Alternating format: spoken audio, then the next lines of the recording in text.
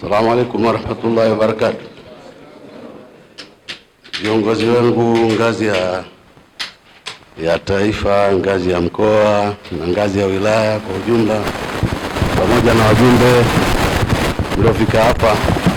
Kwa jina mimi naitwa Idi Athmani Yusufu, nagombea nafasi ya mwenyekiti wa halmashauri ya wilaya.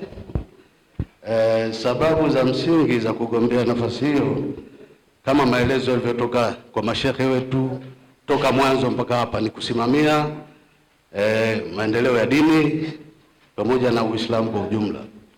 Kwa hiyo ninawaahidi kinichagua, basi nitakuwa kipaumbele katika kuhakikisha wilaya yetu inaendelea mbele kwa muda huu wa miaka mitano. Kikubwa ni utekelezaji, ufanyaji kazi. Baada ya kustaafu ualimu wa shule ya msingi, nikaona nifanye kazi za dini nimalizie mwisho mwema. Kwa maana hiyo niko kwa 100% kama walivyosema mashehe kwamba ninajitoa kwa ajili ya Allah. Kazi naifanya kwa ajili ya Allah. Kwa maelezo hayo machache, rahmatullahi wa barakatuh. Ni kifupi kwa sababu tumepewa dakika moja. Mimi naitwa Nasoro Athmani Mhando. Kwa ujumla nimegombea nafasi hiyo ni mwenyekiti wa wilaya kwa ajili ya kusimamia majukumu ya mpango wa maendeleo ya dini katika wilaya hii ya Kondoa. Kwa ujumla wameturahisishia vikubwa viongozi wetu ngazi ya wilaya, mkoa na taifa. Kubwa kiongozi ni kuonyesha njia na kuwa pamoja nanyi. Kwanza hongereni sana kwa kuchaguliwa kwa uadilifu umetajwa hapa katika ngazi mlizopita za kata. Naomba kura zenu ili tuweze kusaidiana kuendesha wilaya yetu hii ya Kondoa.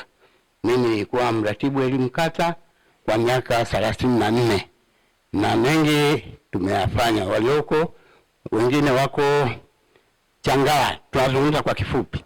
Changaa tumeanzisha shule 3 kule, na nikaenda Kingae nako kule mpaka shule ya sekondari kule. Nilikuwa mkuu wa shule wa kwanza katika Dilai sekondari. Ni miradi mingi tulikuwa tukibuni na kuendelea na mafanikio ni mazuri. Kwa hiyo baada ya kustaafu naona sasa nihamie katika upande wa dini ili kuweza kuendeleza dini na miradi katika wilaya yetu ya Kondoa. Na waombeni kura zenu zote. Na nyie mnapiga kura sijui. Na nyie pia naombeni kura wote, naombeni kura kwa Nasoro Athmani Mhando. Ndio hii namba 2 hapa. Asanteni sana. Umetamka neno zuri sana mtetezi. Sasa mtetezi ukampa dakika moja, sijui kama atatetea hiyo nafasi. Ratiba dakika moja. Sasa kwa kujali ratiba, Mheshimiwa mgeni rasmi, Mheshimiwa ndugu yangu Shetola na viongozi wote mliohadhiri katika rihla hii ya kuwatafuta viongozi. Kutokana na muda nilikuwa na mengi, kwa sababu mwenyekiti lazima angesema kazi zote. Sasa huo muda siku zingine watu ongezee basi. Mimi nilikaimu, na baada ya kukaimu ni sawa na mtu kakuachia nyumba. Anakuambia mimi naondoka, nitarudi, utakuwa unalala chumba hiki, huna ruhusa ya kutembea kote. Sasa nimeenda vizuri, nimeilinda nyumba vizuri, nimerudi sasa kuomba. Ameniambia sasa kama unaweza sasa njoo uombe. Ndugu zangu, nimekuja uomba nyinyi watukufu majaji wa mkutano huu mkuu. Nimefanya mambo mengi. Jambo la kwanza nililofanya baada ya kukaimishwa, mradi wetu hapa ni maji. Kulikuwa na lita 3,000. Nimekwenda ongeza kwa muda mfupi, nikapata lita zingine 5,000. Jumla tuna lita 8,000 ndizo zinazoendesha mradi wa wilaya. Kwa wale walioingia ofisi ya shehe wetu, mzee wetu, nafikiri nyinyi ni mashahidi. Rangi zilikuwa zinapishana. Leo ukiingia pale unakuta vyumba vyote viwili vimepigwa rangi nzuri na sigboard ya kisasa. Kama mmeona ni mimi. Jingine, nimemtafuta muhisani na tumekubaliana, maana baba mzuri ni yule anayehemea, na akihemea anapelekea watoto. Nimepata muhisani amekubali kutujengea ofisi ya rumu 3 nyuma ya ofisi ya shehe, na akaahidi kwamba atajenga rumu 3, moja ya mapumziko na kwa ajili ya vikao, wakati viongozi wanapumzika waende kwenye vikao. Jingine, ndugu zangu, mimi hii karatasi ina mambo mengi. Mimi ni mwenyekiti wa jukwaa la ushawishi na utetezi kuhusu upotevu wa nafaka wilaya ya Kondoa baada na kabla. Mimi vile vile ni mwambata wa kampuni moja kubwa ya Mhindi nchini Kenya, Adventa. Tumekubaliana naye kunisaidia mwaka kesho kunipa pembejeo za kilimo, pengine trekta. Tulikuwa naye Singida kwenye warsha. Nyingine, ndugu, sasa sio nyinyi tena mseme mtumisha. Naam, ndugu zangu, ukiona ngoma watu wameanza kuicheza alafu wanapishana kucheza, ujue kuna jambo. Mimi niseme tu kwa kifupi kwamba nimefanya kazi, sasa nawaombeni nipeni kura. Nipeni kura. Asalamu alaykum wa rahmatullahi wa barakatuh. Ndugu zangu, kutokana na muda nisiende mbali sana. Mimi kwa majina naitwa Mzamili Abubakar Ikome. Nimezaliwa mwaka 1969, nimemaliza shule ya msingi Mpalangwi na nimesomea fani ya uchumi.